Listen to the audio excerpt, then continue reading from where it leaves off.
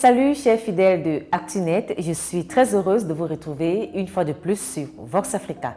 ActuNet, c'est notre magazine d'une Afrique connectée qui chaque semaine vous amène dans les dédales de tout ce qui fait l'actualité du web en Afrique. Découvrez le sommaire de cette édition et on se retrouve juste après sur ce plateau.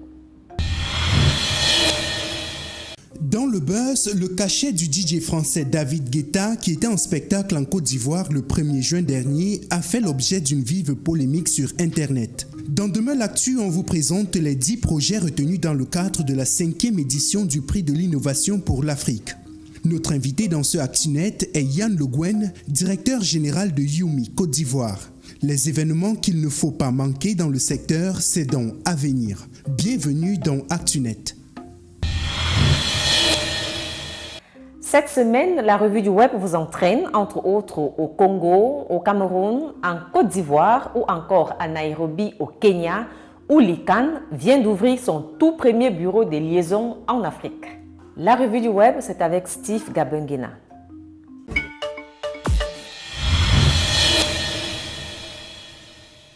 Ouvrons notre revue du web cette semaine en République du Congo, où les opérateurs de téléphonie mobile MTN et Airtel viennent de présenter au gouvernement leur projet de formation de plus de 100 jeunes aux technologies de l'information et de la communication.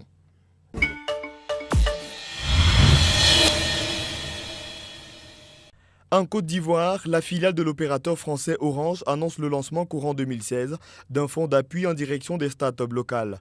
Ce fonds doté d'une enveloppe initiale de 100 millions de francs CFA devrait permettre de financer des projets en apportant une garantie à leurs emprunts bancaires.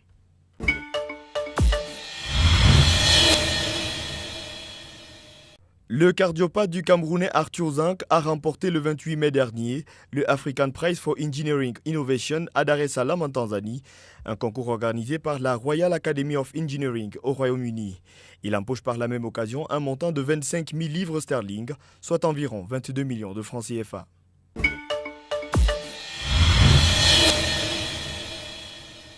Au Cameroun, les notaires et l'ensemble des intervenants dans les opérations immobilières à Douala et à Yaoundé peuvent depuis le 1er juin dernier faire leur déclaration fiscale en ligne.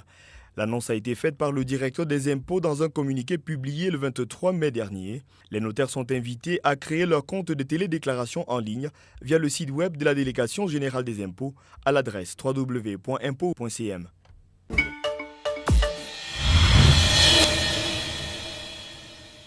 Terminons cette revue du web avec la Société pour l'attribution des noms de domaines et des numéros sur Internet en abrégé ICANN, qui a récemment ouvert à Nairobi au Kenya un bureau de liaison qui desservira désormais toute la région Afrique. Il s'agit de la toute première représentation africaine de l'organisation. Avec l'ouverture de ce bureau à Nairobi, l'ICANN souhaite se rapprocher davantage des gouvernements africains, mais également des principaux acteurs de l'écosystème d'Internet qui anime le continent.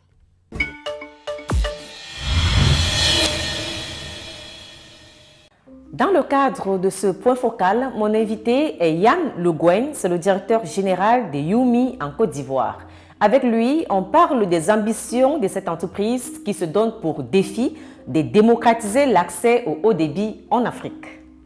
On évoquera aussi la situation de Internet en Afrique, on parlera des infrastructures et des défis qui attendent le continent au moment où le monde est dans le tout connecté.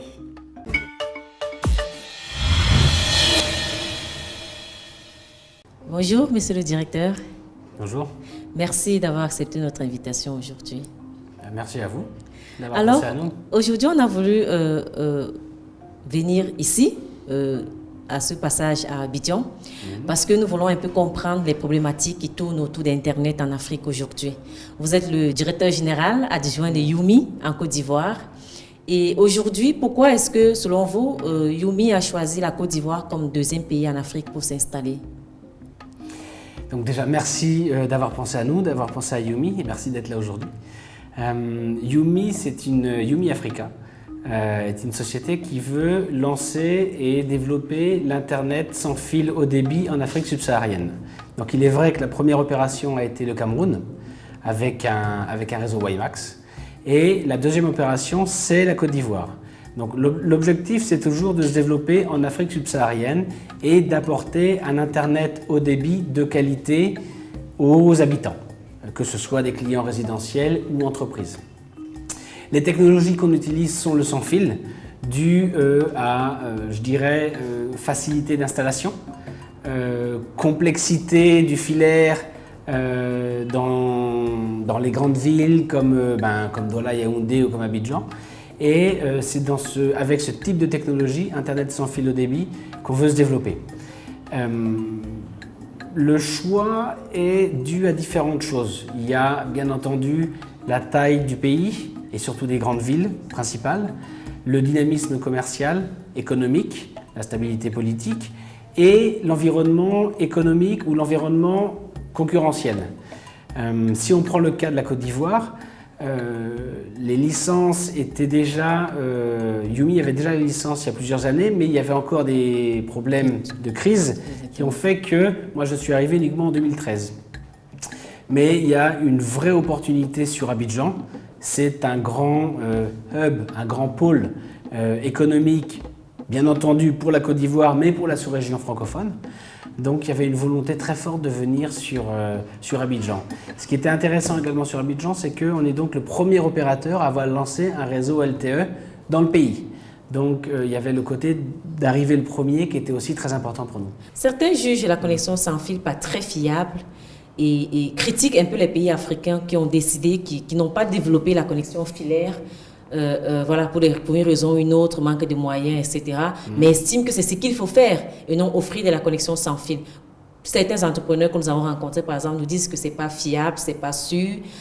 Est-ce qu'aujourd'hui, pour vous, la connexion sans fil, c'est l'avenir? Est-ce qu'on peut se développer avec, au lieu de profiter du filet qui offre d'autres services, beaucoup d'autres services? Il y a 20 ans, on vous disait que la téléphonie, c'était forcément en filaire et que le téléphone mobile n'était pas fiable. Vous avez vu ce qui s'est passé dans toute l'Afrique. Exactement. On vous disait il y a quelques années que les solutions bancaires mobiles n'étaient pas fiables. Vous voyez comment ça se passe. On ne peut pas faire de comparaison entre les pays occidentaux et l'Afrique ou l'Asie ou l'Amérique du Sud, par exemple. Donc, chaque continent a ses contraintes, chaque continent a ses avantages. Et encore, quand je dis chaque continent, chaque pays est aussi très différent. Donc, vous le voyez, nous, c'est du WiMAX, Youmi, c'est du WiMAX, au Cameroun, c'est du LTE ici. Donc, généraliser de cette manière-là, je ne suis pas sûr que ce soit la meilleure des choses. Surtout que quand on voit, simplement par rapport aux filaires, si je prends l'exemple de la Côte d'Ivoire, où j'entends que les câbles peuvent être coupés de façon régulière, il y a eu, et j'ai travaillé dans d'autres pays, à Madagascar par exemple, où il y avait des pertes, voire des vols de fils de cuivre.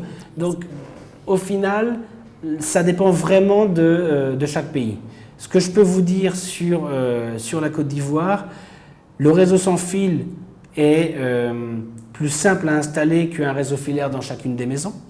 Le réseau sans fil 4G LTE Youmi est bien managé et c'est nous qui le manageons. On n'est pas sous-traitant d'un opérateur, donc on sait comment faire.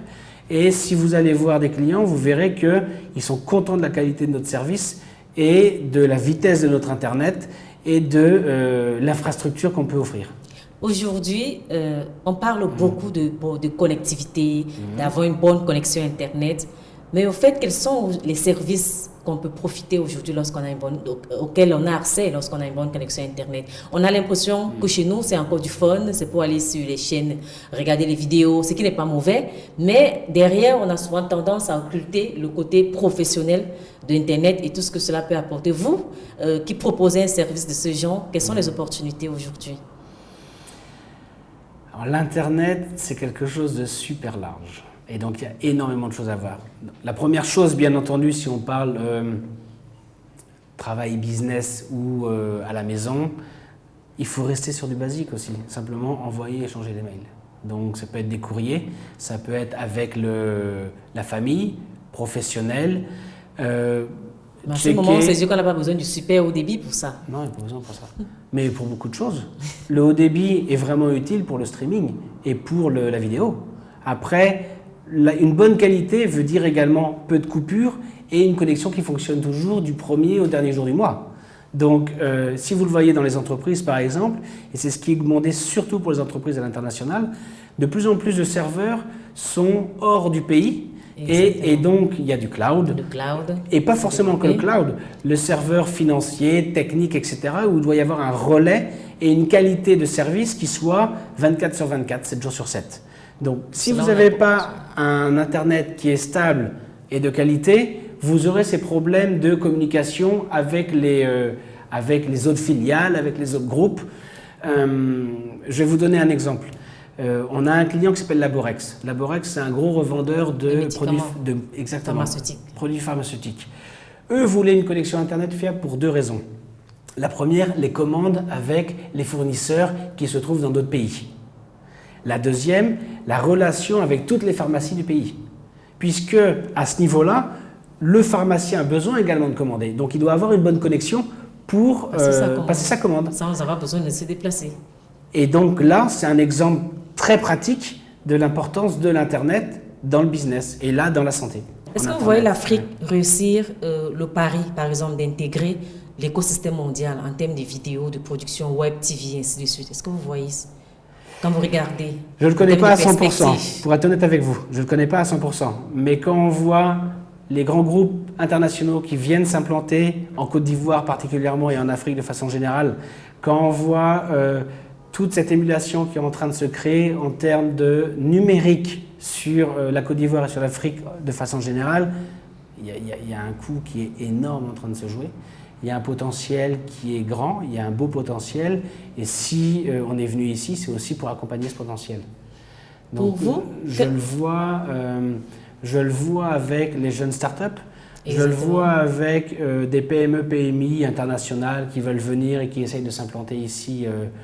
Je prends toujours le cas d'Abidjan et de la Côte d'Ivoire. Je le vois avec les PME, PMI ivoiriennes qui sont créées pour donner des solutions et des services aux entreprises dans le cadre du numérique. Donc le numérique, ce n'est pas uniquement la connexion Internet. Connexion Internet, on n'est pas beaucoup. Mais en solution numérique, site Internet, services, applications, là on voit une grosse simulation et qui est très réjouissante à voir. Alors, on s'est rendu compte ces dernières années que la qualité de la connexion Internet s'est quand même améliorée, mais on a un gros problème de coût. Est-ce que c'est nous les utilisateurs qui trouvons qu'Internet est trop cher? Vous les vendeurs, qu'est-ce que vous en dites? L'Internet reste cher en Côte d'Ivoire. L'Internet reste encore très élevé et le prix est encore élevé, ça c'est indéniable. Ce qu'il ne faut pas oublier, c'est que il y a des points, la connexion vers le monde, c'est vers des câbles sous-marins qui sont connectés vers l'Europe, qui partent après un petit peu partout dans le monde entier. En Côte d'Ivoire, c'est très simple. Il y a 2 opérateurs qui peuvent vendre cette connexion, ce câble qui arrive au point d'atterrissement à Abidjan. 2 opérateurs, ça veut dire un duopole. Donc à partir du moment où il y a duopole, la compétition et la concurrence saine sur les prix ne peut pas se faire. Donc en Côte d'Ivoire, le prix de la bande passante à l'international coûte environ 2 fois plus cher que le prix de la bande passante au Ghana voisin. Et au Ghana, qu'est-ce qui fait la particularité là-bas? Ils sont plus de câblo-opérateurs à atterrir. Et donc, il y a plus de choix. Il y a plus de robinets, il y a plus d'Internet à arriver avec différents câbles. Et donc, il y a une concurrence entre les opérateurs. Et vous, quelle est la solution à Abidjan? En Côte d'Ivoire, par exemple, c'est de libéraliser, de casser le duopole, s'il faut être clair. Là, il y a différentes solutions qui sont soit économiques avec d'autres personnes qui pourraient arriver. Il y a d'autres pays qui ont choisi d'imposer, comme le Rwanda par exemple, et d'imposer un prix maximum aux opérateurs. C'est la condition pour qu'Internet devienne un produit consommé par tous, pour réduire la fracture numérique. Les 2 gros points qui sont quand même très chers, qui font que ce prix-là est forcément remis au niveau du client final, sont le prix de l'équipement qui reste encore élevé, comme on le sait tous, et le prix de la bande passante à l'international. Donc ça, c'est clair et net. Il y a des études qui sont prouvées, qui sont montrées pour l'Afrique, pour l'Internet de façon générale. Et ici, les gens le savent également. C'est un duopole et donc le prix reste encore très très élevé. Et 2 fois plus cher qu'au Ghana voisin, franchement, c'est trop. C'est trop. Vous n'êtes pas au Cameroun, mais vous savez au moins qu'au Cameroun, c'est l'État qui a le monopole. Donc pour vous, la solution, c'est de libéraliser par exemple. Qu'est-ce qu'il y a un seul conseil que vous devez donner? Sauf si l'État, à ce moment-là, si ils veulent baisser, ils peuvent proposer un prix qui soit en accord avec avec les autres pays voisins, que ce soit le Nigeria, le Ghana, je vous dis qu'ils sont vraiment, vraiment beaucoup moins chers. Le Ghana, c'est par rapport à la Côte d'Ivoire, parce que je ne connais pas suffisamment le Cameroun, on est 2 fois plus cher ici. Merci beaucoup. Merci à vous.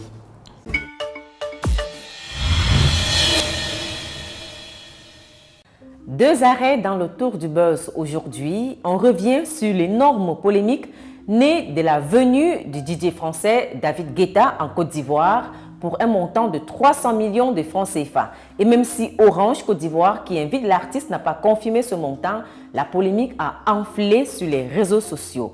On parlera ensuite de ces photos intimes du ministre de la Culture du Congo qui ont circulé sur Internet durant tout ce mois de mai. Le buzz, c'est avec Violetta Massoussi.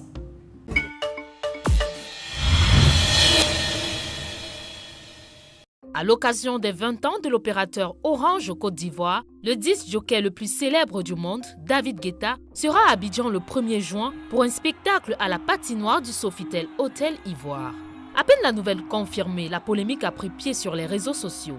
La presse et les internautes annoncent qu'il viendra en jet privé pour 30 minutes de spectacle qui va coûter tout de même 300 millions de francs CFA. Et bien que le montant n'ait pas été confirmé par Orange, plusieurs voix se sont élevées pour regretter cette somme exorbitante à leurs yeux. Certains internautes pensent même qu'il fallait inviter des artistes locaux puisque tout cet argent que Orange Côte d'Ivoire gagne, c'est grâce aux Ivoiriens. D'autres par contre prennent la défense de l'opérateur et estiment qu'il peut dépenser son argent comme bon lui semble pour fêter tout de même 20 ans d'activité dans un pays et en plus, si c'est pour inviter le DJ le plus célèbre au monde.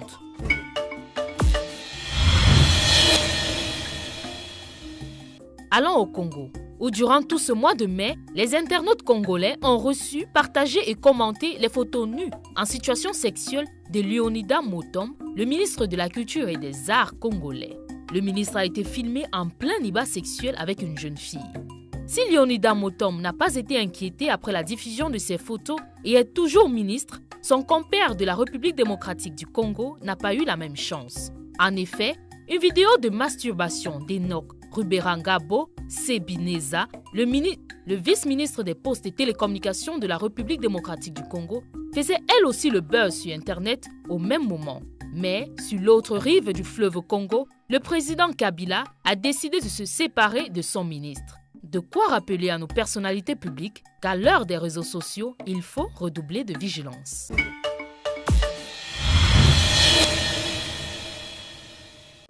Le 9 mai dernier, l'African Innovation Foundation, qui organise le prix de l'innovation pour l'Afrique, a annoncé la liste des 10 finalistes qui s'affronteront pour cette 5e édition. Dans ce domaine l'actu, on vous présente ces 10 projets qui ont été sélectionnés dans les domaines divers comme la santé, l'énergie, l'agriculture ou encore l'apprentissage. Revue des trouvailles avec Jefté Timédi.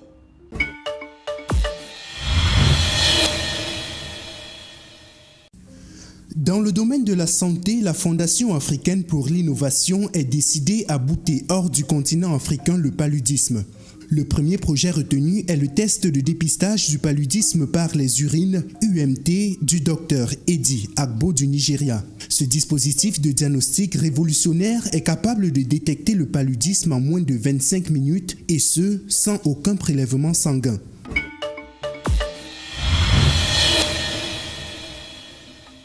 Antipalu est l'autre projet retenu. C'est un médicament antipaludique développé à partir d'extraits de plantes naturelles. Il a l'avantage d'être moins coûteux que les médicaments antipaludiques disponibles et possède un effet inhibiteur sur les couches 3D7 de Plasmodium falciparum, l'agent à l'origine du paludisme. Valentin Agon du Bénin en est l'inventeur.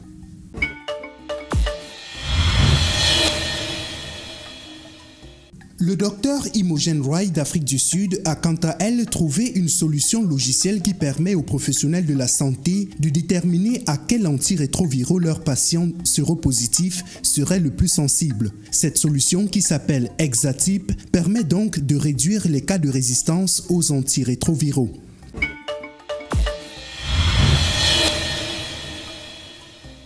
un autre Sud-Africain parmi les finalistes. Il s'agit du Dr Kit Vaughan qui a mis sur point à ses os une technologie d'imagerie capable d'effectuer simultanément des opérations de mammographie numérique plein champ ainsi que des échographies mammaires automatisées, améliorant ainsi considérablement le dépistage du cancer du sein.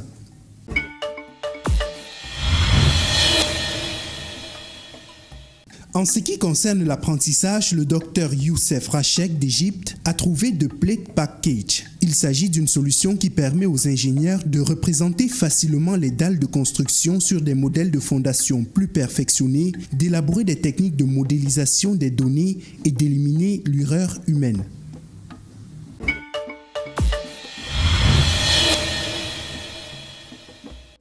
Tuteria, le 6e projet de la liste est de Godwin Benson du Nigeria. C'est une initiative novatrice de plateforme d'apprentissage en ligne peer-to-peer qui permet aux personnes désireuses d'acquérir toute compétence de se connecter à n'importe quelle autre personne possédant cette compétence et se trouvant à proximité.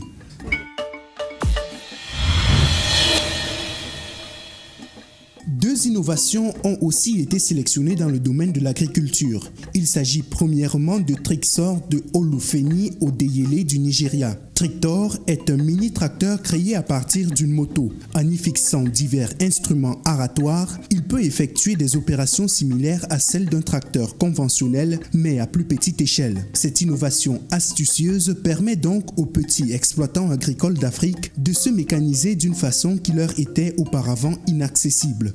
Samuel Rigou du Kenya a mis au point Safi Sarvi Organics, qui est un engrais bon marché fabriqué à partir de produits et de déchets purement organiques issus des récoltes agricoles. Il est conçu pour permettre une augmentation du rendement des agriculteurs pouvant aller jusqu'à 30%.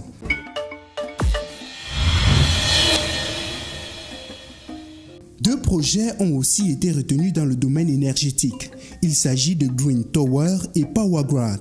Green Tower est la solution hors réseau de chauffage de l'eau et de climatisation basée sur l'énergie solaire qui utilise une technologie avancée. Cette invention du Sud-Africain André Nel permet d'économiser jusqu'à 90% d'économie sur la consommation d'électricité. PowerGrad, qui vient d'Afrique du Sud aussi, permet pour sa part aux consommateurs de déterminer la quantité maximale d'énergie requise pour des opérations quotidiennes. Elle permet donc de maîtriser sa consommation en énergie électrique. PowerGrad est l'œuvre de Johan Theron d'Afrique du Sud.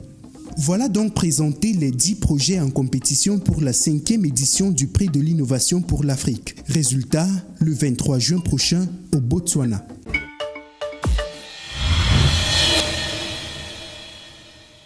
Trois arrêts dans Avenir de ce jour. On vous amène à Paris pour l'Afrobeat qui se prépare. IT Club Event 2016 a lieu à Douala, tandis que le prix de l'innovation pour l'Afrique se déroulera à Gaborone au Botswana. Avenir, c'est avec Armel Tamba qui est de retour pour notre plus grand plaisir.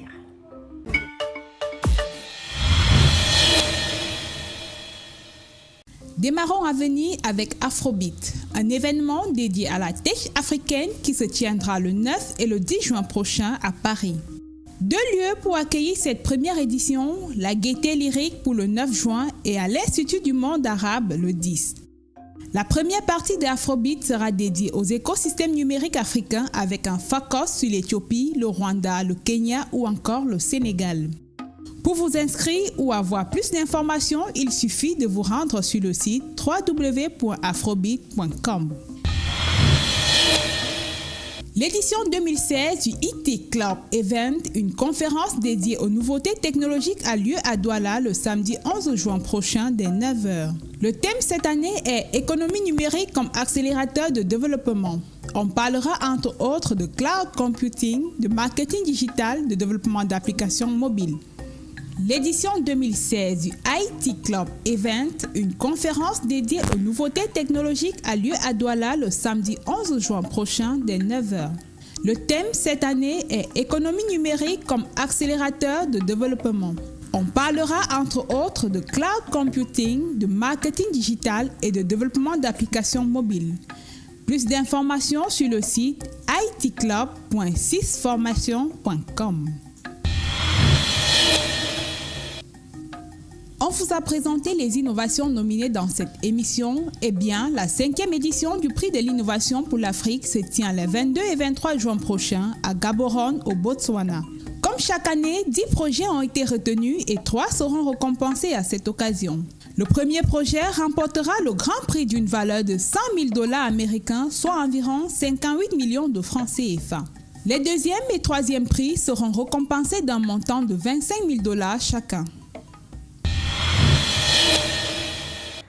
La vidéo du jour est un pur régal de quelques secondes que je vous invite à regarder. Il s'agit d'un hommage rendu à la célèbre chanteuse camerounaise Anne-Marie Zié, décédée le 24 mai dernier. De tous les hommages qui ont fleuri sur Internet, celui du guitariste français Julien Pestre a particulièrement retenu notre attention. Plus de 6 000 vues pour 150 partages et 330 commentaires. Regardez.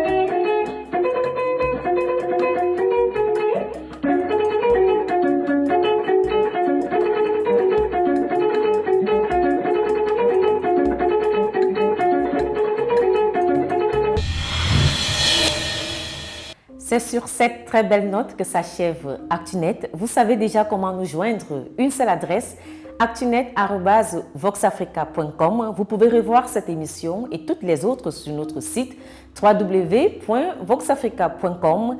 Restez connectés avec nous sur les réseaux sociaux, Facebook, Twitter ou encore Google+, et même YouTube.